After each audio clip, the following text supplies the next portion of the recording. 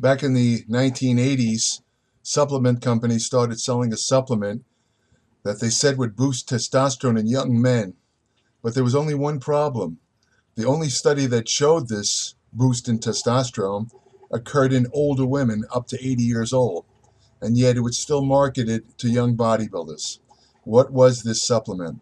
The supplement was a kind of a little-known trace mineral called boron. People might have heard of boric acid or that type of thing. It's a cleaning substance, and certain forms of boron are used as pesticides. But boron itself is a trace mineral found mainly in plant sources like vegetables. It was first discovered in plants back in 1857. In the late 19th century, it was used as a food preservative until they found out that it had a kind of in large amounts, it seemed to depress the appetite greatly. So this use as a food preservative kind of went out of fashion. But as far as the toxic amount, that turned out to be 20 grams of boron. And the usual suggested daily intake, although it's not an essential trace mineral, what most nutrition experts recommend is to take in 3 milligrams a day. But larger doses can be used for certain purposes. For example, a dose of 6 grams a day has been found to help treat arthritis.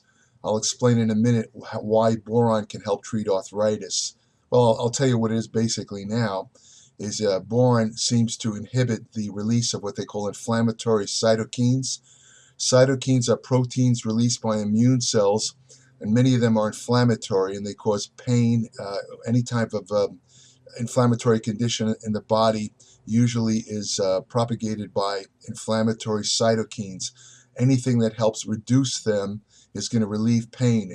Boron can do that in certain drugs like non-steroidal anti-inflammatories, cortisone itself.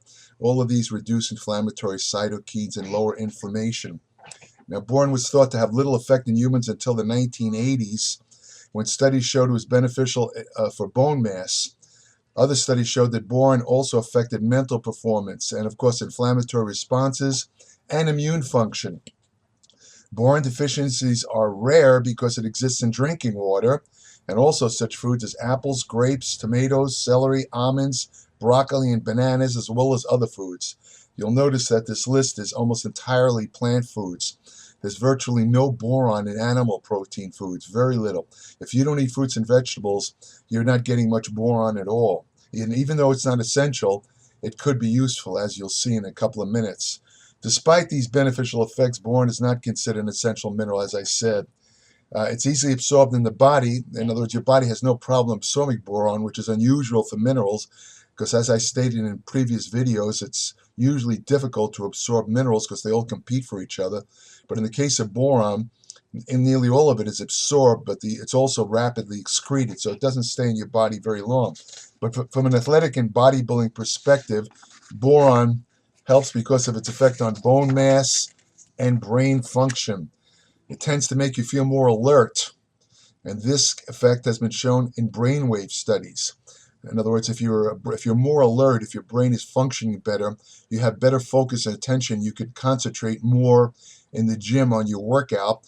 The increased concentration in turn will allow you to activate more muscle fibers.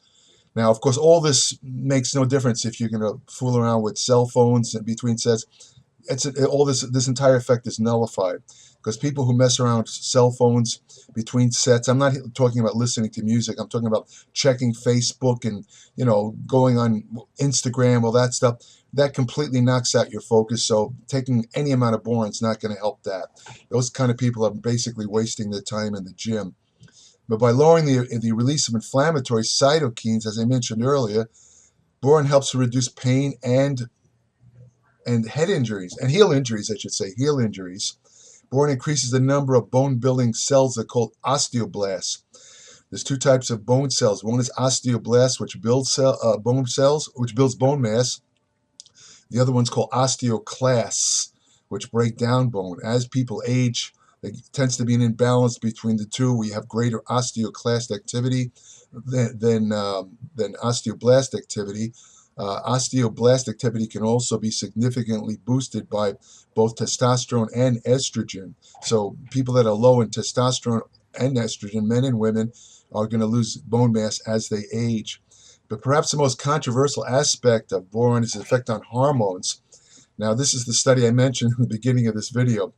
A study of 12 postmenopausal women with an age range of 48 to 82 back in 1987 found that providing 3 milligrams a day of boron to these women who were deficient in the mineral reduced the excretion of magnesium, calcium, and phosphorus in the women. But the most interesting aspect of the study was a marked rise in both testosterone and estrogen in the women. This one study of older women led to the sale of boron supplements for bodybuilders as a testosterone booster. But a 1993 study found that providing 2.5 milligrams of boron for 7 weeks induced no changes in lean mass in young men, in strength or testosterone in male bodybuilders. However, that dose is probably too small to provide any effect. 2.5 milligrams is just too small to do anything. This is clear by a later 2011 study where a dose of 11.6 milligrams of boron in 8 men not only lowered inflammatory cytokines, but also increased levels of free or active testosterone by 14.7% and increased dihydrotestosterone by 9.9%. Free testosterone, by the way, is the active form of testosterone. Normally, testosterone is bound, well, I should say about 98% of it circulates in the blood bound to proteins. Mainly, one is called sex hormone binding globulin. The other one's called albumin. The testosterone that's bound to sex hormone binding globulin is inactive until it's released from the binding protein. The testosterone that's bound to albumin is much less tightly bound, so that kind of be considered more active testosterone. However, boron seems to specifically increase levels of free testosterone, and the reason scientists think this occurs is because boron might lower sex hormone binding globulins. Sex hormone binding globulin, by the way, is a protein produced in the liver. How boron lowers sex hormone binding globulins, nobody really knows, but it seems to be true. The study also showed a lowering of estrogen levels in the men. However, a 1997 study of 18 men who ingested 10 milligrams of boron for a month found significant elevations in estrogen. So, the question of how boron affects estrogen, and also keep in mind that boron boosted testosterone and estrogen in that first study of older women. So, it could be that boron increases both testosterone and estrogen, which might more or less cancel out the boost in testosterone that might be provided by slightly larger doses of boron. This is a question that really hasn't been answered. One study of 14 people found that boron appeared to help break down and excrete existing kidney stones. So somebody with kidney stones, boron might be a pretty good supplement. Boron also seems to be involved in the metabolism of vitamin D. It helps to convert the, let's say, the prohormone form of D into the active 25-hydrocholecalciferol, or the hormonal form of vitamin D. Okay, besides, it's as I said before, boron is often used as it's used as a cleanser, and it's also used in pesticides. But there's one thing to keep in mind when you're discussing these so-called testosterone boosting supplements, including boron, and that is this. To get a real anabolic effect from testosterone, it has to be a sustained testosterone rise. When you take a testosterone boosting supplement, even if it works, and by the way, most of them do not work. They're garbage. Most of them do not work. But let's say the testosterone booster does work, and it does boost your testosterone. That boost in testosterone is a very short temporary effect, and you get the same effect when you work out. When you lift weights intensely, you're going to get a rise in testosterone, but the testosterone rise only lasts for about 45 minutes to an hour, then it goes back down. And because of that short rise, the testosterone that's increased by working out doesn't really have much of an anabolic effect at all. And the same goes for these testosterone boosting supplements. Taking something that's going to boost your testosterone for an hour or so is not going to really have any anabolic effect. The reason why anabolic steroids, both orals and injectables, work is because they provide sustained rises in testosterone. In other words, your testosterone levels stay much higher for longer periods of time. A short burst of higher testosterone is not going to do much at all. That's something to keep in mind when you're considering any of these testosterone boosters. However, there's one thing that might be true. If you can find a testosterone boosting supplement that does work, that short burst of testosterone that's produced by the supplement might have a tendency to increase the number of androgen receptors. Now, in the long run, this will have a definite effect because more androgen receptors mean that there are more docks, more or less, for testosterone to lock onto, and that means that testosterone, the effective testosterone, will be more efficient. So there might be some slight advantage, but that's something that really is more like a theory. It has to be looked into right now. So that's about it. That's all you really need to know about boron. It's still around in some supplements. This notion of it being anabolic, well, it's kind of up in the air. A slight increase in free testosterone. I don't think it's going to cause much of a muscle building effect at all, quite frankly. It is very good for interaction with other minerals. It seems to help you use calcium and magnesium and phosphorus, so it's very good for your bones. There's no question. If you are concerned about bone mass, if you're not eating those foods that contain boron, it would be a good idea to take about 3 milligrams of boron a day in addition to the established bone building minerals such as calcium, magnesium, phosphorus, and others. So again, that's about it for boron.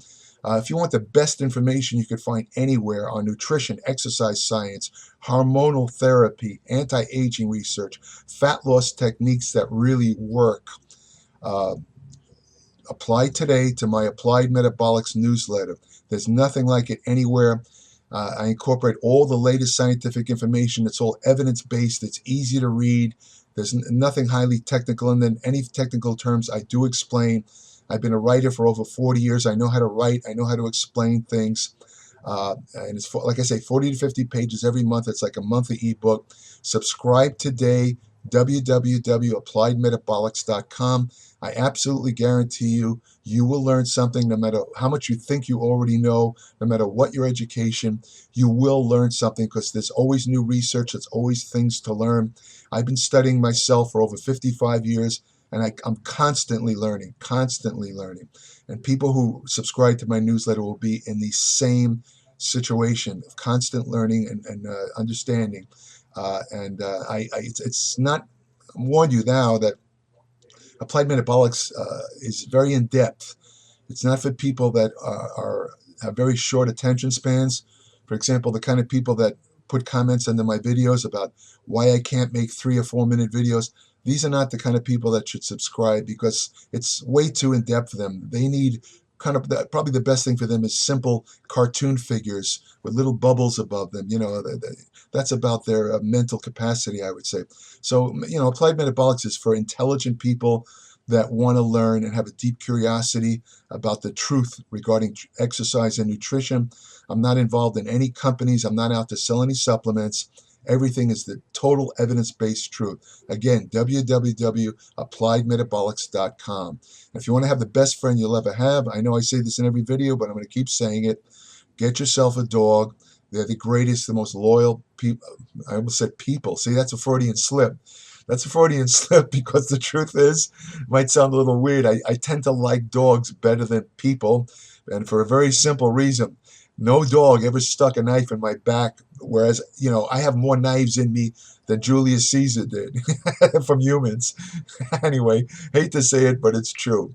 Anyway, take care. I hope you got some benefit from this video.